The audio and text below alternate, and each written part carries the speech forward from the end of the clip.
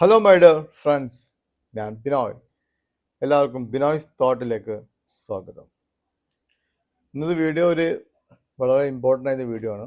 കാരണം SCPC എന്ന stock ഒരുപാട് ആൾ എന്നോട് ചോദിക്കുന്നുണ്ട് SCPC എന്ന സ്റ്റോക്കിനെ പറ്റിയിട്ട്. കാരണം SCPC എന്ന സ്റ്റോക്ക് 11 രൂപക്ക് റെക്കമെൻഡ് ചെയ്ത വ്യക്തിയാണ് ഞാൻ. 11 രൂപക്ക് SCPC റെക്കമെൻഡ് ചെയ്തു. അതിലൊരു ടേൺ അറൗണ്ട് കണ്ടപ്പോഴാണ് SCPC റെക്കമെൻഡ് ചെയ്തത്. ആ സമയത്ത് വ്യക്തമായി പറഞ്ഞിട്ടുമുണ്ട് ഇതൊരു പെന്നി സ്റ്റോക്കാണ്, ഹൈ റിസ്ക് ഹൈ റിവാർഡ് സ്റ്റോക്കാണെന്ന് പറഞ്ഞിട്ടുണ്ട്. എന്ത് വേണമെങ്കിലും സ്റ്റോക്ക് സംഭവിക്കാം.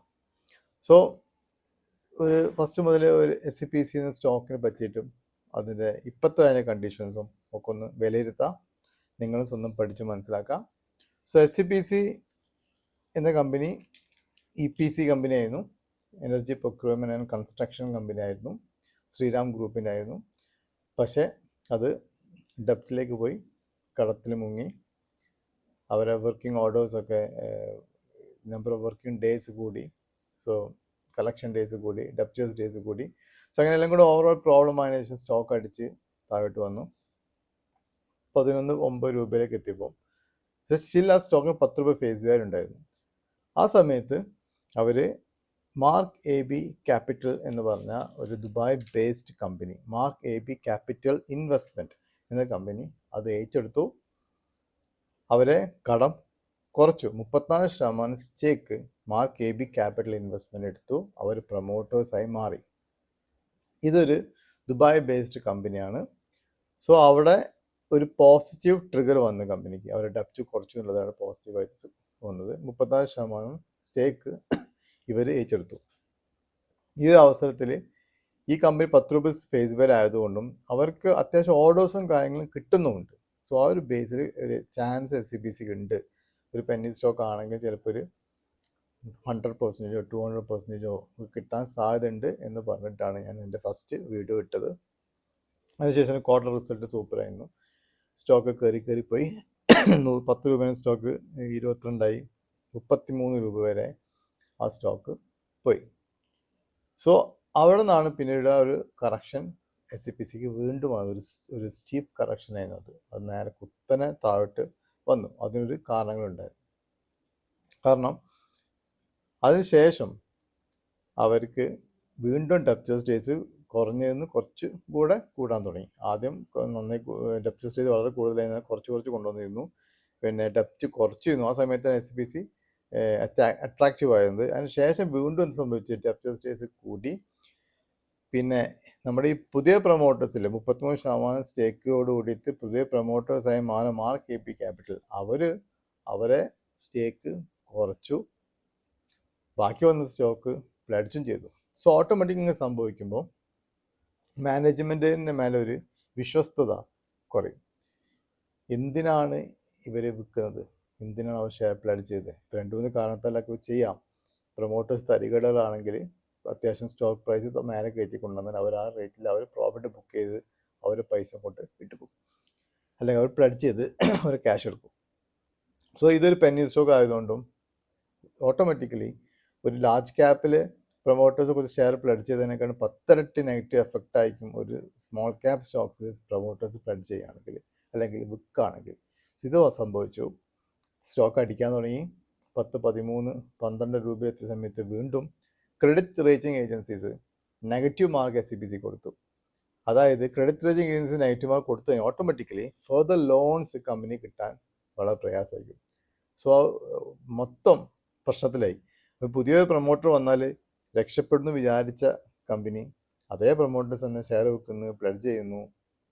അതിൻ്റെ പുറമെ credit rating agencies minus mark കൊടുക്കുന്നു. SCPC അവിടെ നിന്ന് അടിച്ചു 5 രൂപ 20 പൈസയിലേക്ക് എത്തി. സോ ഞാൻ വീണ്ടും ആവർത്തിച്ച് ഒന്നും കൂടെ പറയാണ്, SCPC എന്ന സ്റ്റോക്ക് പെന്നി സ്റ്റോക്കാണ്, ഹൈ റിസ്ക് ഹൈ റിവാർഡുള്ള സ്റ്റോക്കാണ്. പക്ഷേ പ്രസൻറ്റ് കണ്ടീഷൻസിൽ SCPC ഒരു ടേൺ അറൗണ്ട് ആവാനുള്ള സാധ്യത വളരെ കൂടുതലുണ്ട്. നമ്മൾ SCPCനെ വളരെ ക്ലോസ് ആയി നോക്കിക്കഴിഞ്ഞാൽ something is happening in SCPC എന്ന് വളരെ വ്യക്തമായി മനസ്സിലാക്കാം. സോ ഒരു 5 റുപ്പീസിലൊക്കെ ഒരു ചീപ്പ് സ്റ്റോക്കായി മാറി, അല്ലെങ്കിൽ ഒരു 100% റീബൗണ്ട് ചെയ്യാൻ അവസരമുള്ള ഒരു സ്റ്റോക്ക് MRSCBC. ആ സമയത്ത് ഞാൻ മെമ്പേഴ്സ് ഓൺലിക്ക് മെമ്പേഴ്സിന് അറിയാം ₹5.40 ഞാൻ പറഞ്ഞിരുന്നു സ്റ്റോക്ക് നിങ്ങൾക്ക് വാങ്ങാം, 8 രൂപ വരെ പോകാനുള്ള സാധ്യത, അത് 50% കിട്ടുന്നു. വിത്തിൻ 4-5 ഡേയ്സിനുള്ളിൽ ആ സ്റ്റോക്ക് 8 രൂപ 30 പോയി. ഓൾറെഡി 50% എല്ലാം കിട്ടിക്കഴിഞ്ഞു. പിന്നെ അവിടെ നിന്ന് കുറച്ച് കറക്ഷൻ വന്നു. ഇപ്പോൾ 740-760 റേഞ്ചിലാണ് SCBC നിൽക്കുന്നത്. വേറൊരു ഇമ്പോർട്ടൻറ്റ് കാര്യം SCBC സംബന്ധിച്ചിടത്തോളം ഒരുപാട് പേര് 11 രൂപയ്ക്ക് വാങ്ങിയ ആൾക്കാരുണ്ട്, എന്നെ വിളിച്ച് ചോദിക്കലുണ്ട്. ഇതിലും എനിക്ക് വളരെ അത്ഭുതം തോന്നിയ ഒരാൾ 11 കോടി രൂപ, അതായത് 1 കോടി ഷെയർ 11 രൂപയ്ക്ക് വാങ്ങിയിട്ട് പുള്ളി 33 കൊടുത്തില്ല, ഇറങ്ങി വന്ന് 32 കൊടുത്തില്ല, 28 കൊടുത്തില്ല, 25 കൊടുത്തില്ല, 20 കൊടുത്തില്ല. ഇപ്പോഴും പുള്ളിനെ എന്നെ ഹോൾഡ് ചെയ്യുന്നുണ്ട്. ഇപ്പോൾ ഒന്നും എന്നെ വിളിച്ചില്ല. അതെ, പിന്നെ 11 രൂപ താഴെ വന്ന് 8 രൂപ എത്തിയപ്പം എന്നെ വിളിച്ചു പറഞ്ഞു, നിങ്ങൾ 100 രൂപ പറഞ്ഞിട്ടാണ് ഞാൻ ആ സ്റ്റോക്ക് വാങ്ങിയത്. ഞാൻ ചോദിച്ചു എപ്പോൾ വാങ്ങിയതാ? 11 രൂപയ്ക്ക് വാങ്ങിയതാണ്. 11 കോടി ഉറുപ്പിക്ക് ഒരു പെന്നി സ്റ്റോക്ക് വാങ്ങിയ ആളാണ്. 33 കോടി രൂപക്ക് എത്തി, അതായത് 22 കോടി ലാഭം കിട്ടിയത് പുള്ളി കൊടുത്തില്ല.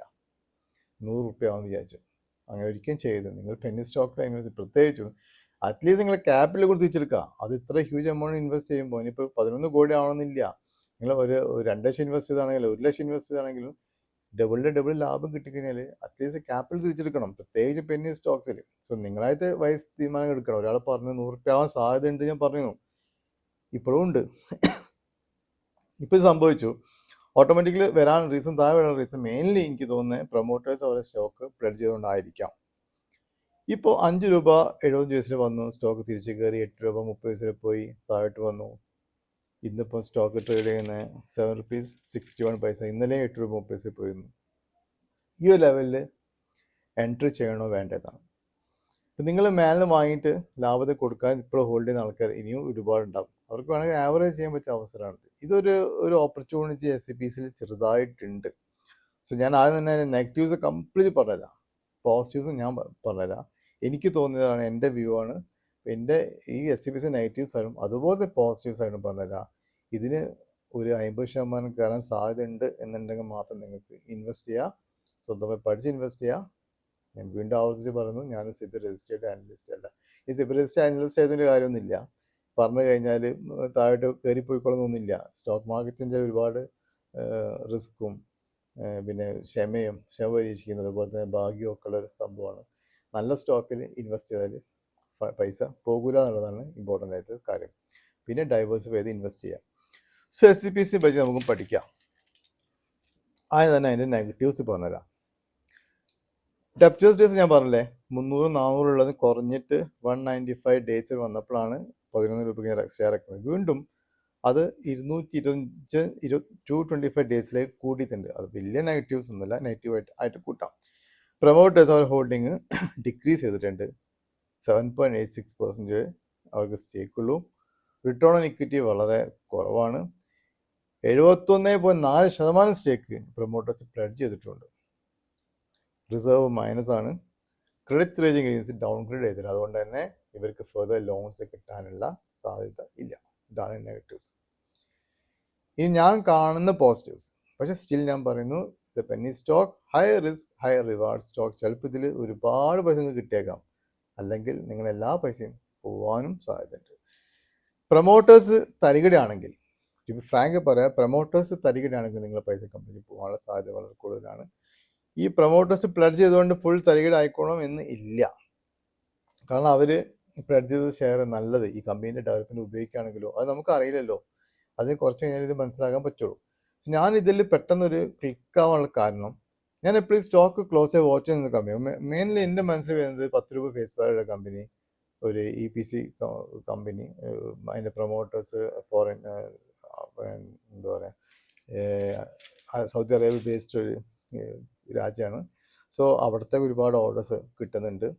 പിന്നെ മൈനിങ്, വാട്ടർ പ്രൊജക്ട്സ്, കൺസ്ട്രക്ഷൻ ഉള്ള കമ്പനിയാണ്.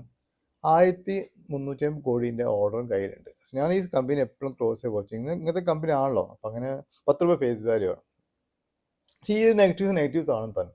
സോ ഞാനിത് എപ്പോഴും ശ്രദ്ധിക്കുന്ന ഒരു സംഭവമാണ്. സോ ഈ ഒരു 5 റുപ്പീസ് 50 പൈസ എടുക്കുമ്പോൾ 2 സൂപ്പർ ന്യൂസാണ് ഈ കമ്പനിയെ പറ്റിയുള്ള വന്നത്. ഒന്ന്, ഇവർ അവന്യൂർ ഇൻ്റർനാഷണൽ എന്ന അബുദാബി കമ്പനീനെ 90% സ്റ്റേക്ക് അവർ വാങ്ങി. 1530 കോടിക്കാണ് അവർ വാങ്ങിയത്. സോ അവിടെ ക്വസ്റ്റ്യൻ വന്നു, ഇത്രയും പിന്നെ കടമുള്ളൊരു കമ്പനി, ഈ ക്രെഡിറ്റ് റേറ്റിംഗ്സ് നെഗറ്റീവ്സ് കൊടുത്ത കമ്പനി എങ്ങനെ 1530 കോടിൻ്റെ ഈ ഒരു കമ്പനി ഏറ്റെടുക്കാൻ പറ്റി എന്നുള്ളതാണ് നെക്സ്റ്റ് ക്വസ്റ്റ്യൻ. സോ അതിനെപ്പറ്റി ഞാൻ പഠിച്ച സമയത്ത് ഈ ഒരു ഡീൽ നടന്നത് ഷെയർ സ്വാപ്പ് റേഷ്യോ വരെയാണ്. അതായത് ക്യാഷ് ഡീലിങ്സ് അല്ല, ഫർദർ ക്യാഷിന് ആവശ്യം കമ്പനിക്ക് വന്നിട്ടില്ല. ഷെയർ സ്വാപ്പ് റേഷ്യോ എന്ന് പറയുമ്പോൾ ആ കമ്പനി അവന്യൂർ ഇൻ്റർനാഷണലുള്ള ഷെയർ ഹോൾഡേഴ്സിന് ഈ ഒരു പുതിയ കമ്പനിയിൽ അവർക്ക് ഷെയർ ഹോൾഡിംഗ് ഉണ്ടാവും. സോ അവർ എൻറ്റയർലി ഷെയർ ഹോൾഡിംഗ് സ്ട്രക്ചർ മാറാൻ സാധ്യത SCBCക്ക് ഉണ്ട്. പക്ഷേ അപ്പോൾ അത് ക്ലിയർ ആയി, ക്യാഷ് വേണ്ടി വന്നിട്ടില്ല. അപ്പോൾ ഒരു ഷെയർ സ്വാപ്പ് റേഷ്യോ, അപ്പോൾ എങ്ങനെയാണ് സ്വാപ്പ് റേഷ്യോ വരാനുള്ളത് നോക്കിക്കാണണം, അതൊന്നും വലിയ നെഗറ്റീവ് ആവില്ല. രണ്ടാമത്, ഈ കമ്പനി അവന്യൂർ ഇൻ്റർനാഷണൽ എന്ന കമ്പനി അവർ ഓയിൽ ആൻഡ് ഗ്യാസ് സെക്ടറിലുള്ളതാണ്. അത്യാവശ്യം നല്ല ഓർഡർ എക്സിക്യൂട്ട് ചെയ്യുന്ന കമ്പനിയാണ്. ഓർഡർ കിട്ടും, ഓർഡർ നല്ല രീതിയിൽ എക്സിക്യൂട്ട് കൂടി ചെയ്യുന്ന കമ്പനിയാണ്.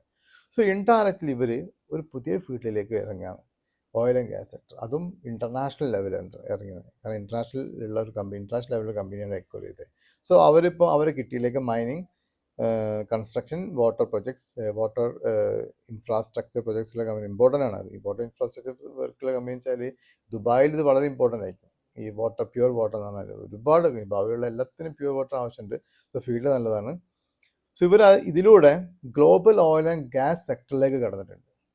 ഇത് ചെറിയ കാര്യമല്ല. ഇവരെ വിഷൻ അത്രയും കറക്റ്റായി പോകണമെന്ന് മാത്രമേ ഉള്ളൂ. കാരണം ഈ യുദ്ധം കഴിഞ്ഞാൽ ഒരുപാട് പേർക്ക് ഓയിൽ ആൻഡ് ഗ്യാസ് സെക്ടറിന് കിട്ടാണ്ട്. ഈ അരാംകോയുടെ മേലെ വരെ ബോംബ് വീണിട്ടുണ്ട്. അറ്റകുറ്റ പണികളൊക്കെ ആയിട്ട് ഇഷ്ടം പോലെ ഓർഡേഴ്സ് എൻറ്റയർ വേൾഡിൽ നിന്ന് കിട്ടും. സോ അതിൽ ചെറിയൊരു പങ്ക് ഇവർ കിട്ടാൻ സാധ്യതയുണ്ട്. അതിനാണ് ഇവർ അവന്യൂർ ഇൻ്റർനാഷണൽ എക്വയർ ചെയ്തത്. ഓൾറെഡി ഉള്ള കമ്പനിയാണ്, അതിനുള്ള എക്സ്പെർട്ടൈസ് അവിടെ ഉണ്ട്.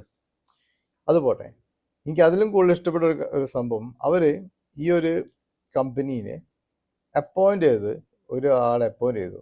ഡോക്ടർ അശുതോഷ് കർണാടക് എന്ന ആളെ നോൺ എക്സിക്യൂട്ടീവ് ഇൻഡിപെൻഡൻറ്റ് ഡയറക്ടർ 5 കൊല്ലത്തേക്ക് അപ്പോയിൻ്റ് ചെയ്തിട്ടുണ്ട്. ഈ പുള്ളി എന്ന് പറഞ്ഞാൽ നരിയാണ്.